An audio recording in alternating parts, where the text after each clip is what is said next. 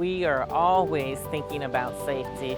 Our drivers are always thinking about how to transport children, students safely from home to school and from school back home. As parents prepare their young people for riding the bus to school this year, we ask parents to take their students' temperature before departing from the home, making sure that they're not running a fever, that they're not showing any other COVID-related symptoms. We do have stickers on the steps as the students are boarding the bus that says, "Be responsible, be safe." As soon as they step at the top of the well, they're able to get some germ gel. If they don't have a mask, we have plenty of masks available to provide to the student, because we will be making sure that all drivers, aides, and students are wearing masks while they're being transported. We also have stickers on the seats that say designated seat, so the children don't have a problem deciding where they're going to sit. That helps with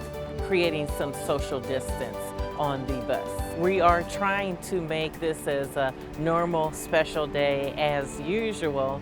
For many of the children, especially the young kids, the first day of school is an exciting time. A lot of us miss each other, miss the students, and so I think that when our young people are getting on the bus or at the stop the first day of school, they're going to be met with a lot of smiles and a lot of enthusiasm from us to encourage them and support them and make sure that they know that they are safe.